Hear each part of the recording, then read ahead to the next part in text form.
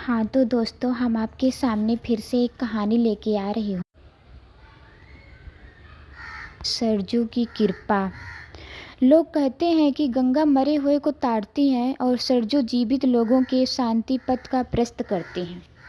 हाँ तो दोस्तों, मैं शुरू करने जा रही हूँ कहानी।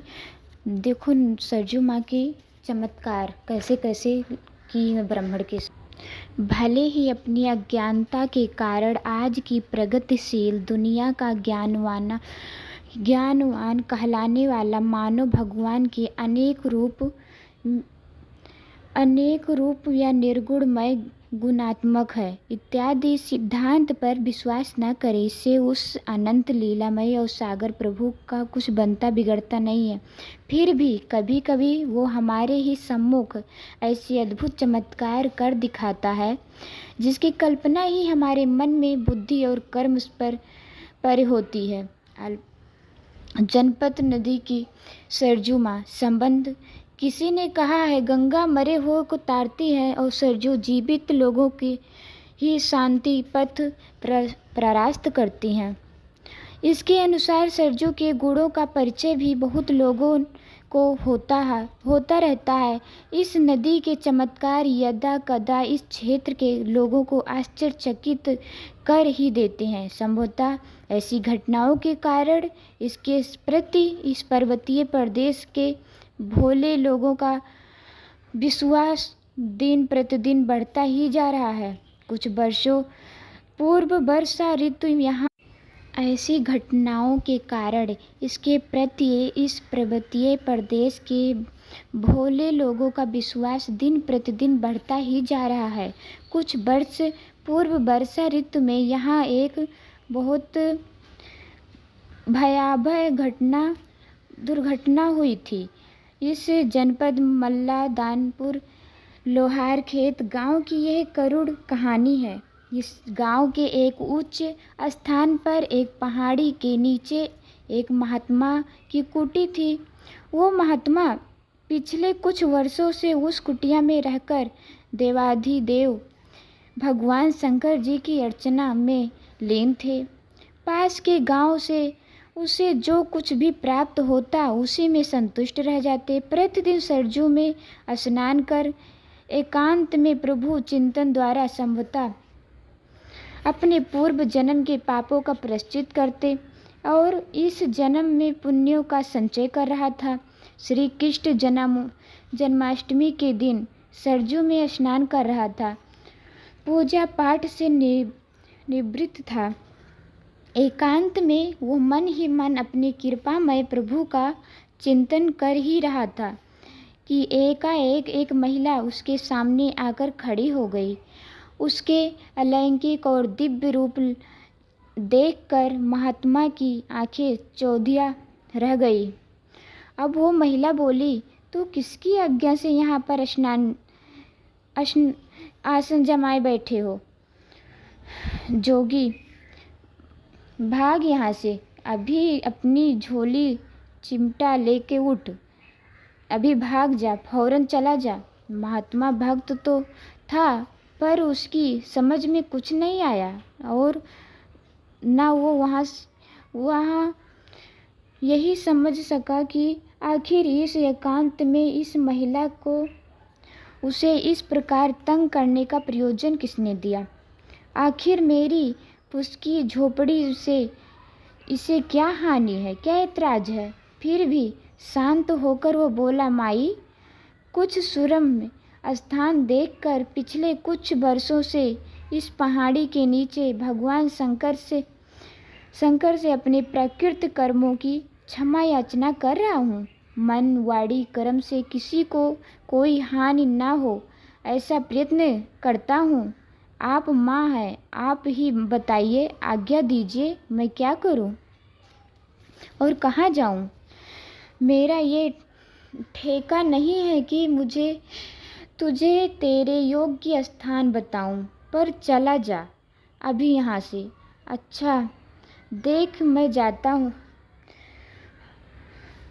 पर याद रख, यदि तू आज के सूर्यास्त में पूर्व यहाँ से ना भागा तो तेरी हड्डियाँ इस सरजू में मछलियाँ चबा जाएंगी।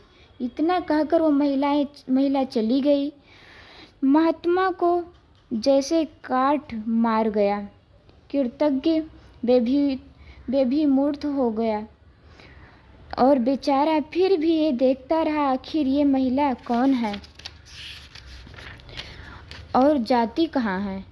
उसने देखा कि पहाड़ी में चलती हुई वो सरजू किनारे तक गई और एकाएक सरजू की उस अनंत अगाध और अथाह जल के मध्य विलीन हो गई। वो साक्षात माँ सरजू ही थी। इधर महात्मा अपनी कुटिया से भगवान की प्रतिमा और झोली, चिमटा और कमंडल लेकर चल पड़ा। जाते हुए गांव वालों ने उसे देख लिया और वे समझ न पाए कि वो कहाँ जा रहा है। इस जन्माष्टमी के दिन पूछने पर पता चला कि अब वो सदा के लिए यहाँ से चला जा रहा है।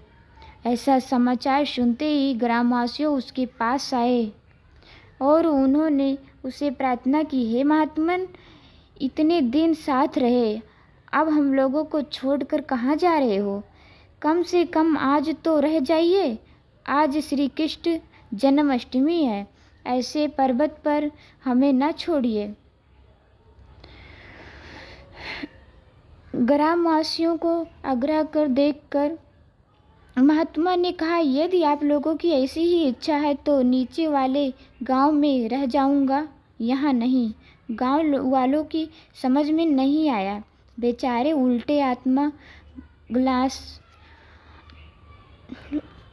बेचारा का आत्मा चिंतन से और भर गया और आखिर किसने कहा महात्मा का अपमान कर दिया, इन्हें किसकी कौन सी बात चुभ गई। पर महात्मा चले गए। ठीक उसी रात क्या हुआ, तूफान, भयंकर आंधी, फिर भी मूसलाधार वर्षा और न मालूम क्या क्या। ऊपर की पहाड़ी में एक दिव्य ज्योति जैसे हजारों विद्युत बल्बों का प्रकाश हो रहा है गांव वालों को दिखाई दी और उसी के साथ साथ वो पहाड़ी भी नीचे की ओर धंस गई। इस पर्वत के ढह जाने से सरजू परवाह भी रुक गया।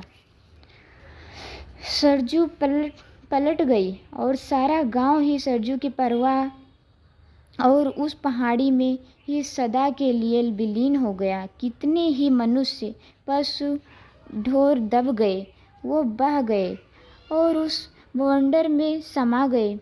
कितनों के अंग भंग हो गए, कितनों उस दर्दनाशक दृश्यों ही देख कर बैठ गए। मनुष्य, पशु, संपत्ति किसकी कितना हानि हुए पता नहीं, किसी को ठीक पता न चला। महात्मा की झोपड़ी का तो नाम निशान भी न था। यहाँ पर एक बस्ती थी, इसका कोई भी चिन्ह अवशेष न रहा। जो था वो भयानक, दर्दनाक और करुणा की सीमा तक पहुँचा हुआ था। दूसरे दिन सबने देखा। कुछ दिनों के बाद समाचार पत्र में सबने पढ़ा। किसी ने कहा, इस धरती के गर्भ में ज्वालामुखी है। यहाँ की मिट्टी ही ऐसी है जो एक न एक दिन अवश्य ही धंस जाती है। कोई बोले, पहाड़ियों के गांव का कोई ठिकाना नहीं है, कब बस जाए और कब धंस जाए। ये सब महात्मा ने भी देखा। कह नहीं सकते कि उसने क्या सोचा, पर उसी दिन से उसने ये संकल्प कर लिया, अब उसका जितना भी जीवन अवशेष रहेगा ये इसी सरजू माँ के किनारे पर रहेगा, भले ही कहीं रहे। ऐसी बातें उस महात्मा से सबने सुनी, पर कह नहीं सकता कि कितने लोगों को इस पर विश्वास किया।